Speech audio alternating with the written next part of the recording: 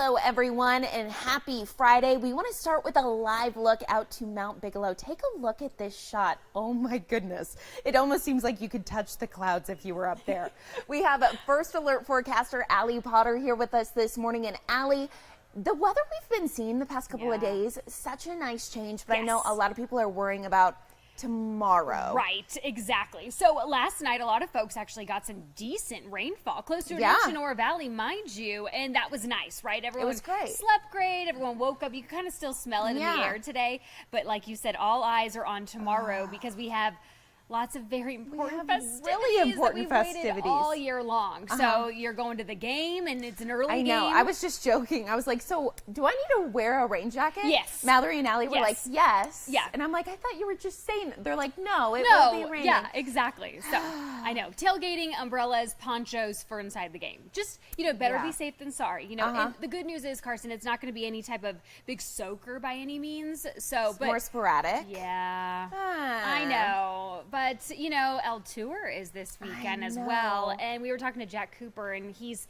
partaking, and he wasn't 100 miles. 100 miles. He's doing that. Insane, right? And you at home might be partaking, and you're like, yeah, and well, this is not exactly the weather forecast that you or Jack wants to hear with the rain. But he did point out, though, the breezy conditions, they're not going to be too bad. So for you cyclists, that's some good news, all right? But starting out the morning at 7 o'clock, 59 degrees with that 50% chance for rain. By 10 o'clock, that 50% chance for rain still in the forecast. 68 as we do head into the afternoon, the rain chances will lessen. So that's some good news, but that doesn't help you cyclists at all. But it does, in fact, help our big fans, especially if you are headed out to the big game, mind you. We will start to see that tailgating forecast. Carson, 8 o'clock, right?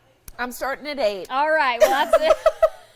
You have to. It's the last game. It's true. And it's an early game, so you got to get out there.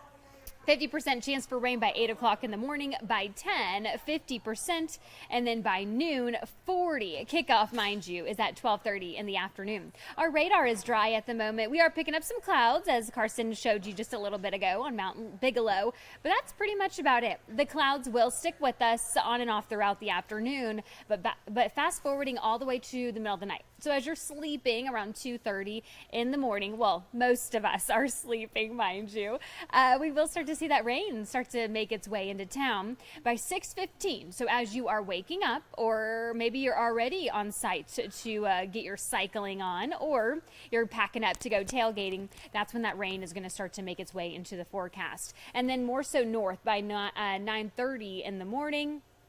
Still sticking with us throughout the afternoon. Again, spotty showers. We're not expecting any type of downpour by any means, but we will start to see those spotty showers, maybe some sprinkles too, on and off throughout the day. So how much rain could we get between now and through Saturday? Well, our Euro model, if you've been watching, has been all over the place, unfortunately.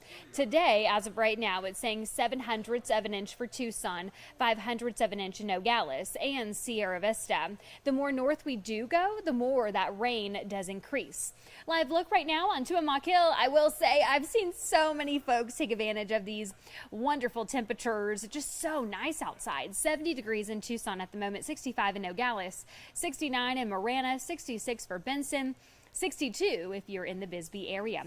Your forecast for today, 80 for Tucson, 76 Sierra Vista, 78 in Nogales, 77 for Douglas. We do have a slight chance for rain, though, for us here in town. The 70s do make a comeback. So I will say, Carson, today is going to be the warmest that we will see, which 80 degrees doesn't seem warm. It's not awful. No. Yeah. But that dip in temperature come tomorrow, along with that 50% chance for rain. How about the 60s? Oh my Those are also back in the forecast. How long has it been since we've seen? It's been a long time. It's been a long time. Yep. Well, I mean, keep in mind, tonight it's going to be 60 degrees for our overnights, and then 68 on Monday. Oh. For our daytime highs. So maybe if your little doggo has to go potty in the middle of the night, you're like, it's very nice out here. Just imagine, that's going to be the high. Exactly. Okay. Yeah, well, a little bit of sun. Okay. So, help. it's, exactly. Well, shoot. But it's going to be a chilly morning on Monday. Just giving you a heads up. Oh, thank you, Allie. Yes, we of course. appreciate it. Okay, well, we've been talking all about El Tour de Tucson, and even though the weather isn't exactly what a lot of people were hoping for, our very own Jack Cooper is talking about some new things, some exciting things that people can expect to see this year. One of the new things this year is that the expo is actually going to be held inside of the Tucson Convention Center rather than being outside over the last couple of years. It's actually going to be right behind those doors at the exhibition hall here at the TCC, which is on the bottom floor, completely redone. I was actually there just yesterday. It's very nice. It's going to be a lot of fun in there. Today is day 2 of the expo, and it lasts until 9 o'clock tonight. Organizers say this afternoon will be the busiest time for them, so if you still need to pick up your packet, you want to get here as soon as you can. Now, the start of the race will begin at different times. The 102-miler gets going at 7 a.m., while the 62-mile race gets going at 9 a.m., and then there's the 32-mile race that begins at 10 a.m. And I'm told since 1983, this race has raised about $110 million for different nonprofits all throughout the area. When you can ride, and look at a million saguaro cactuses and have, without a doubt, the best meal of your life after your ride, or a margarita or a beer, what a wonderful community to have a bike ride in. And the weather here is typically just beautiful. And, so people are coming from areas that might be snowing today. And so when they come down to Tucson, they want to have a great time, and El Tour de Tucson is going to show it to them. Now, whether you plan on being a part of the race or if you're just going to be out there and cheer on some of the folks riding, or if you're not going to be involved at all, maybe you're going to go to the U of A game instead. There's a whole long list of road closures that you need to know about. We have the full list up on our website right now. The course will be completely cleared by 4:30. That's when everything will reopen. Reporting at the Tucson Convention Center, I'm Jack Cooper. Back to you. And as Jack mentioned, you are taking a look at our website right now. This is the list of road closures that he was talking about.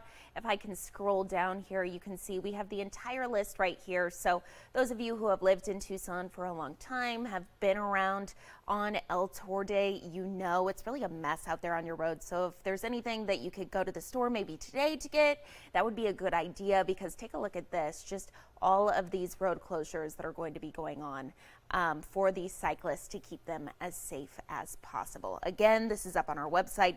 That is KOLD.com.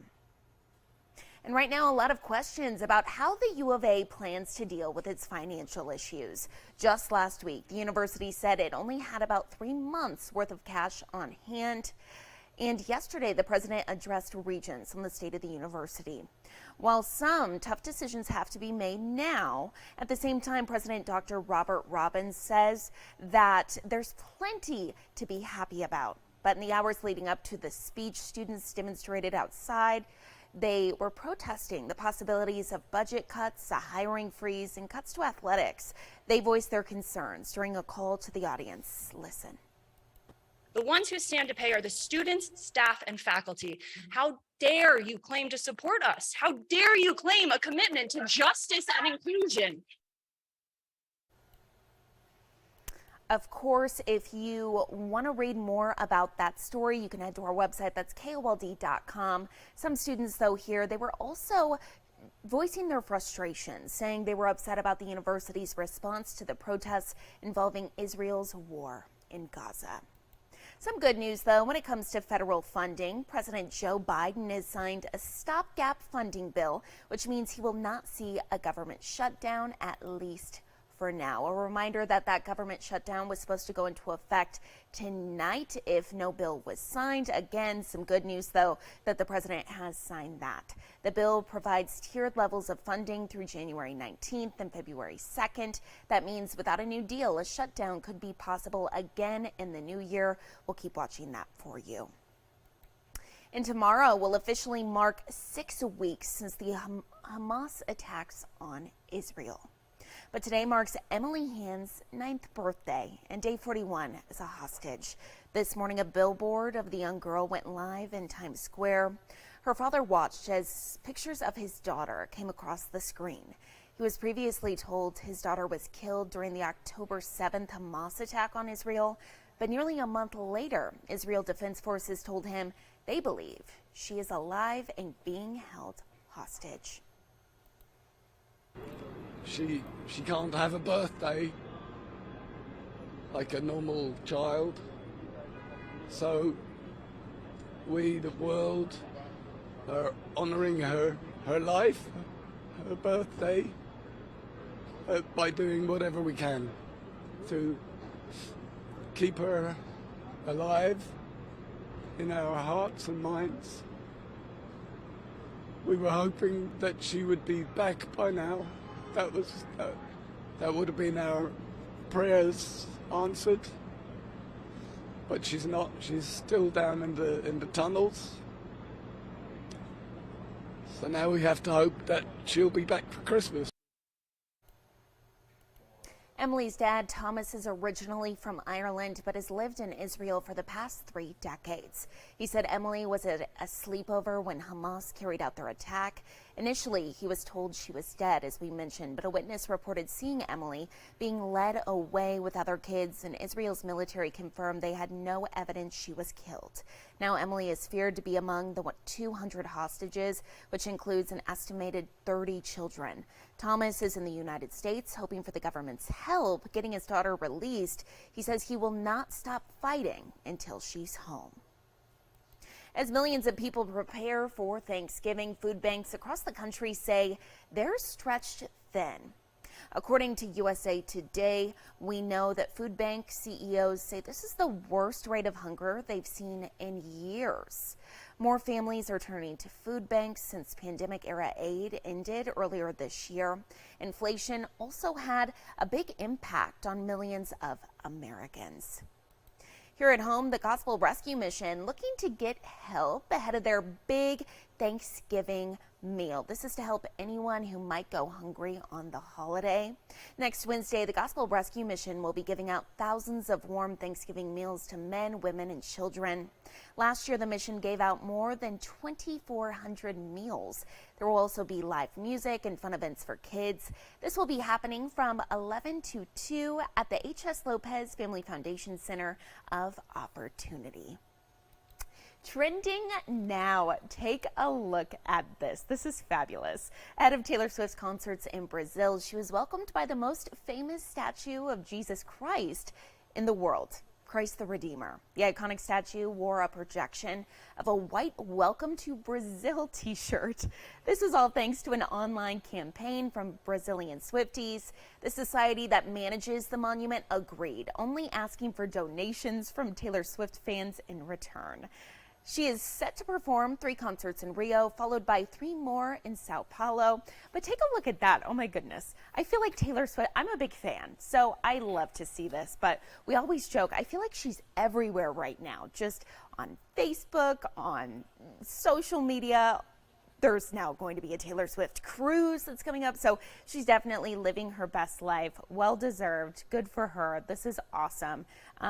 Again, she is set to perform her 3 concerts in Brazil and then 3 more in Sao Paulo. But we want to end right here, taking a live look outside here at home. Oh my goodness, this shot is just crazy. It's kind of gloomy. You can see the cloud cover here. We know overnight a lot of us saw a lot of rain, which was great, especially in northwestern Tucson, Oro Valley, Marana. Again, today, no rain likely in the forecast, and I know there's a 20% chance, but we should be expecting to see more rain tomorrow, unfortunately, during El Tour, also during the U of A's last home game. So prepare for all of that. Wear a rain jacket, wear a hat. I know I'm going to, but it's kind of nice to see a change of pace here in the desert. Also, we really need that rain, so some good news there. Thank you all so much for tuning in for this 13 Plus FastCast. Tune in at 2:30 for more news and weather.